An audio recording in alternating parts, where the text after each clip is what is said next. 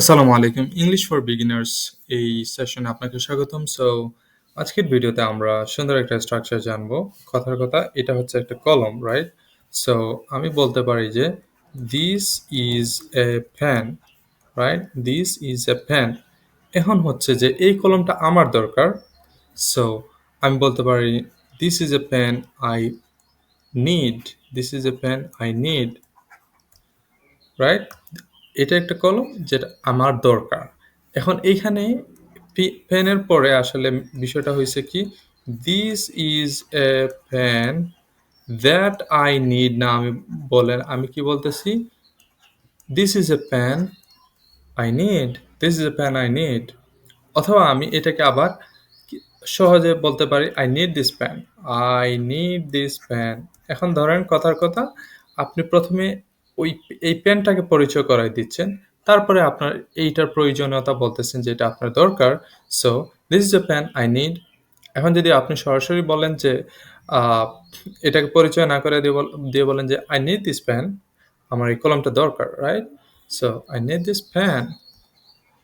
তাহলে আমরা আরেকটা বিষয় জানি, আহ, সেটা একটা আউট অফ নোওয়্যার এক্সাম্পল আমরা সেট করি যে ধরেন এই বাক্যের ক্ষেত্রে this is a pen, this is a pen I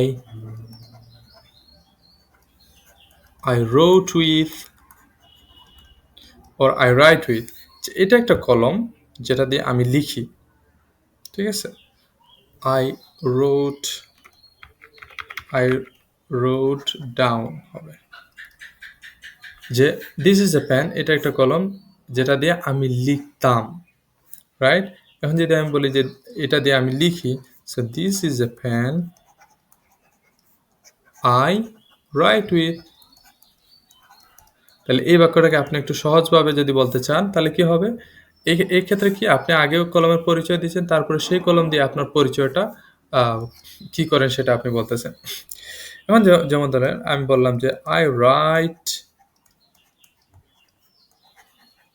down with this pen,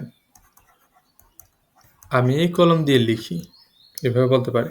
so this is a pen I wrote down with, with হবে কারণ এটা দিয়ে আই রাইট ডাউন উইথ লেখার পরে সাধারণত কি হয়, রাইট ডাউন হয়। সো এটা প্রিপোজিশনের একটা বিষয়। So this is a pen I wrote down with, or this is a pen I write down with it, write down with, অথবা I write down with this pen. এভাবে আমরা ইংরেজি বলতে পারি। তো এটা কেন হইল? কারণ হচ্ছে যে আমরা অনেক সময় বিভিন্ন বিষয়ের ক্ষেত্রে আমরা বলে ফেলি। যেমন ধরেন কথার কথা, আপনি কথার কথা হইতে পারে যে এই রেড শার্টটা আমি কিনতে চাই, ঠিক আছে? তো আপনি কি এই রেড শার্ট না, এই ধরেন হোয়াইট শার্টটা, this white shirt I want to buy, এভাবে বলতে পারেন। অথবা আপনি বলেন যে I want to buy this